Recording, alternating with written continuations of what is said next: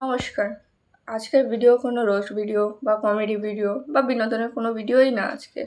আজকে সম্পূর্ণ একটা আলাদা ভিডিও।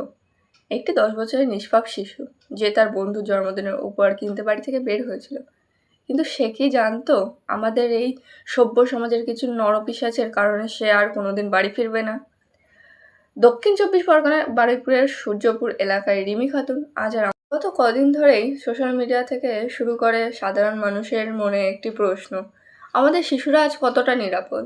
বারুইপুরের এই মর্মান্তিক ঘটনার পুরো মানবতাকে শ্রদ্ধ করে দিয়েছে। মাত্র 10 বছরের একটি শিশুকে অপহরণ করে যে নির্মম নির্যাতন ও হত্যা করা হয়েছে তার তীব্র নিন্দা জানানোর মতো কোনো ভাষা নেই। এই ঘটনার পর পুলিশ প্রশাসন ইতিমধ্যেই তৎপর হয়েছে এবং অভিযুক্তদের প্রেসার করা হয়েছে। এমনকি পরিস্থিতি নিয়ন্ত্রণ রাখতে ওই এলাকায় বিএনএস-এর 163 ধারাও জারি করতে হয়েছিল। আচ্ছা, মেয়েটার কি দোষ ছিল? মেয়েটা তো দুধের নিষ্পাপ শিশু ছিল। মেয়েটাকে কি এইভাবে হত্যা করা ঠিক হয়েছে? মেয়েটা কি দেখেছে? পৃথিবীতে তো এখনো কিছুই দেখতেই পারিনি। পৃথিবী হয়তো কিছুটা দেখেছে, বাকিটা তো বাকিই রয়ে গেল। তার মা বাবার কি হবে? তার মা বাবার তো ও একটাই সন্তান।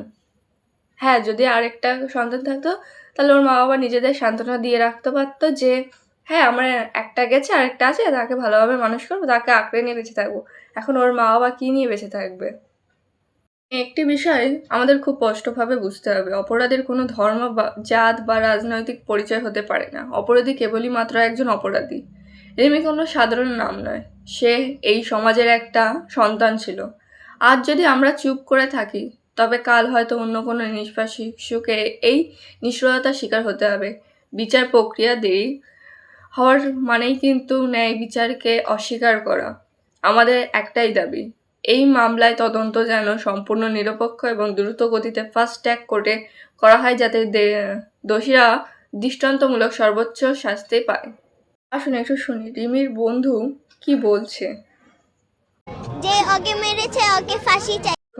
এইটুকু একটা বাচ্চা মেয়ে, সেও বুঝে গেছে যে সে অপরাধী, তাকে কিভাবে শাস্তি দিতে হবে। সে তার বন্ধু ছিল, বান্ধবী ছিল, তারও কষ্ট হচ্ছে, এইটুকু বাচ্চা বুঝতে পারছে। তো আমাদের তো বিচার দিতেই হবে না? আমরা এই ঘটনার যত তাড়াতাড়ি হোক বিচার চাই। আমরা চাই না যে আরজি করের ঘটনার মতো এই ঘটনাও চাপা পড়ে যাক। আমরা চাই এই ঘটনার যত তাড়াতাড়ি বিচার হবে ততই ভালো। নাহলে মেয়েদের নিরাপত্তা কোথায়? মেয়েরা তো কোথাও রাতের বেলা বেরোতে পারবে না, মেয়েরা একা ঘুরতে পারবে না, যেতে পারবে না, শুধু এই ভয়তে। আমাদের নিরাপত্তা কি নেই? আমাদের নিরাপত্তা চাই। যত তাড়াতাড়ি পারুন আপনারা বিচার দিন, আমরা এর জাস্টিস চাই। আমি মেয়েদের পক্ষ থেকে আমি রিমি পরিবারের প্রতি গভীর সম্বর্ধনা জানাই। আপনাদের সবার কাছে অনুরোধ, এই লড়াই শুধু রিমির পরিবারের নয়, এটা আমাদের সবার লড়াই। কমেন্ট সেকশনে গিয়ে লিখুন জাস্টিস ফর রিমি খাতুন। ভিডিওটি সবার সাথে শেয়ার করুন যাতে এই আওয়াজ প্রশাসনের উচ্চ পদস্থ অধিকারীদের কান পর্যন্ত পৌঁছায়। চুপ থাকবেন না, প্রতিবাদ করুন। দেখা হবে পরের ভিডিওতে। ভালো থাকবেন, সাবধানে থাকবেন। এ ব্যথা আমার নয় শুধু একা।